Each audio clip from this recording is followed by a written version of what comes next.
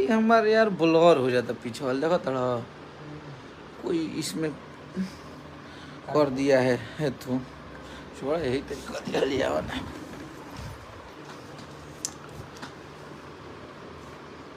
पीछे ब्लर हो जाता आई दादा देखो पूरा ब्लर हो जाता। कुछ सेटिंग बा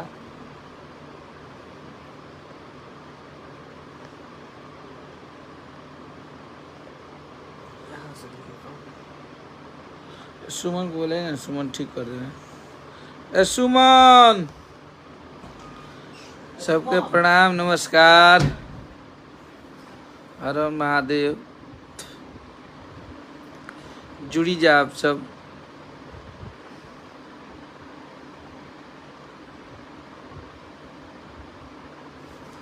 आप सब जुड़ जाइए।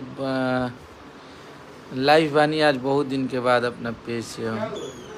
ये ब्लर क्यों मेरा पीछे हो जा रहा है सब? पोर्ट्रेट ऑन होगा।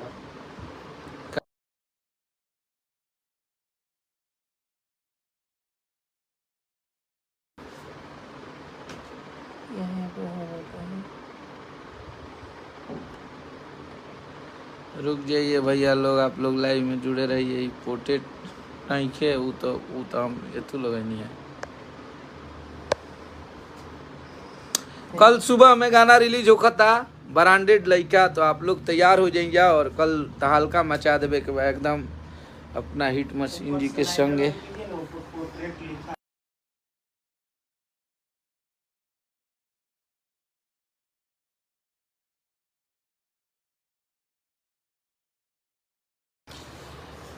तो आप सबके बीच में कल जौन गाना के आप सब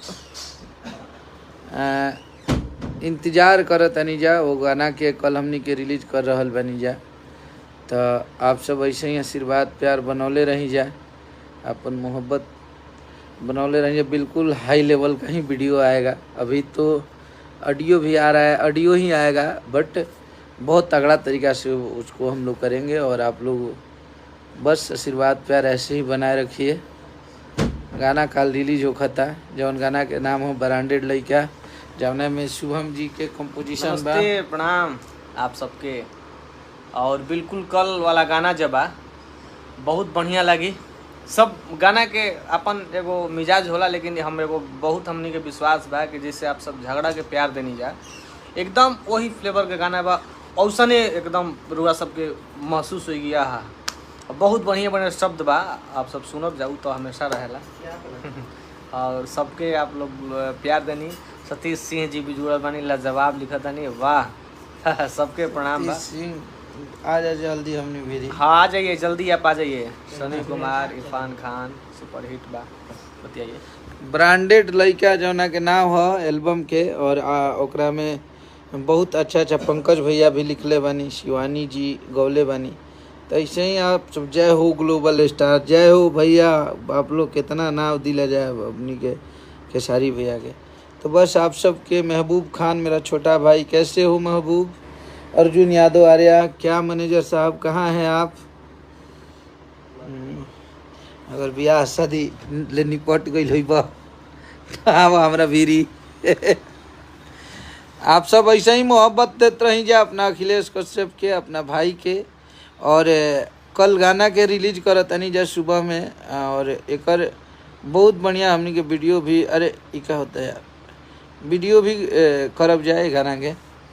तो आप सबके देखे के मिली, सुने के मिली। तो आप सबको बस ऐसे ही आशीर्वाद प्यार मिलत रहो।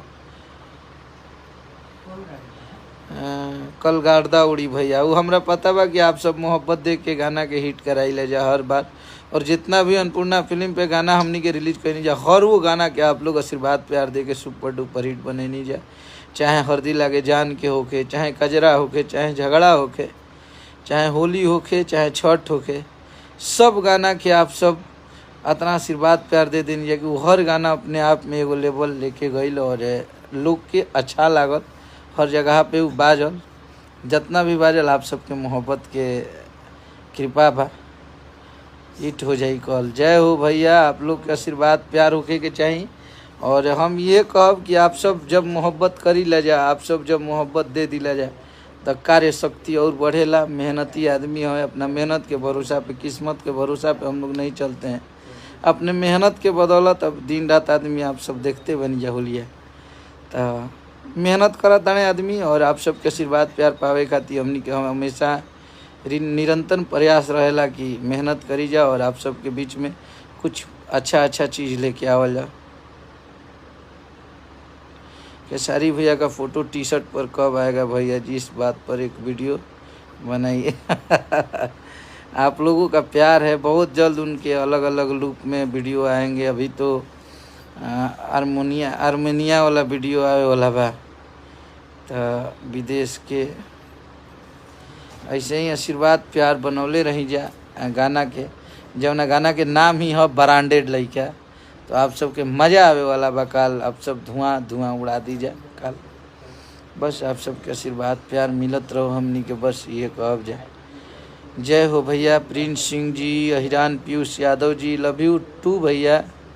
आप सबका आशीर्वाद प्यार ऐसे ही मिलता रहे। हैदराबाद से हम देख रहे हैं भैया, लव यू भैया। कल खेसारी भैया फैंस गर्दा उड़ाएंगे। अखिलेश बाबा, हमरा पता बा कि आप लोग बहुत मोहब्बत करी लजा, मानी लजा। राजन सिंह एंकर, कहर नाम ही काफ़ी बा। अरे भैया, ये आप सबके बड़प्पन और मोहब्बत है। बस हमनी के मेहनत करत नहीं जा, आप सबके मनोरंजन का थी। लव यू आप सबको, जितने भी अंशु कुमार जी। कल गाना के इतना शेयर करी जा, कल गाना के इतना मोहब्बत कर दी जा, इतना प्यार दे दी जा कि और डांस करे पे आप सब मजबूर हो जीव जा। बस ऐसे ही आशीर्वाद प्यार बनल रहो। ये हमनी के पूरा टीम पे, हमनी पे, अन्नपूर्णा फिल्म पे, और सबसे ज़्यादा आप लोग आशीर्वाद प्यार हिट मशीन के दी जा। कैसे कि सब कोई बात वहाँ के मोहब्बत से और वहाँ के वजह से बा। आप खेसारी भैया को बोलिए कि दिनेश लाल को सपोर्ट करें।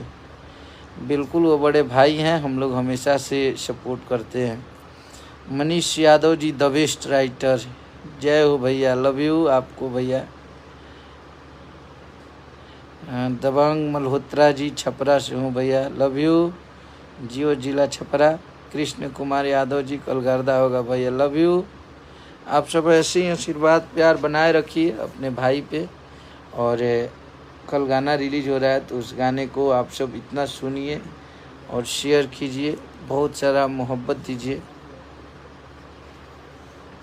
Love you. सुशील शर्मा जी, आशीष कुमार जी, सर्वजीत भारती जी, मनीष खेसारी। वीडियो 2-4 दिन देखिए, जब हो जाए। मैं दुबई से देख रहा हूँ, Lovleen Yadav, love you too मेरे भाई भोला राय यादव भैया, हम सऊदी से देख रहे हैं, लव यू भाई हमारे, आप लोग का प्यार है। कहाँ से हो भैया? हम तो बक्सर से हैं। का हाल बा भैया? दुबई से उमेश यादव, लव यू भैया, लव यू। बाबा भैया का गाना हर जगह बज रहा है। ये आप सबका प्यार है कि आज हर जगह बज रहा है और आप लोग मोहब्बत करते हैं अपने हिट मशीन को। ब्रांड लइका सॉन्ग, हम भी बक्सर से हैं, मैं आपका फ़ैन हूँ।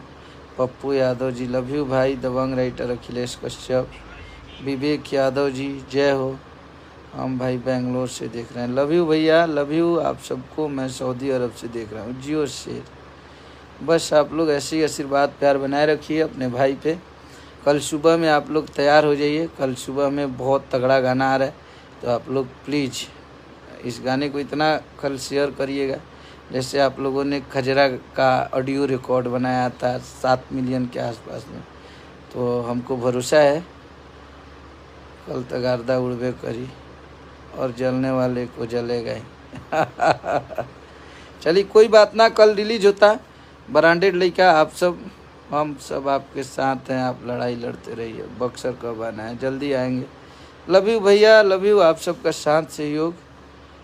हम छपरा से, जय हो। चलिए फिर मिलते हैं आप लोगों से कल गाने के साथ।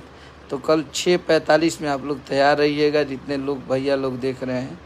कल मिलते हैं गाने के साथ, एंजॉय करेंगे हम लोग। हर हर महादेव, गुड नाइट।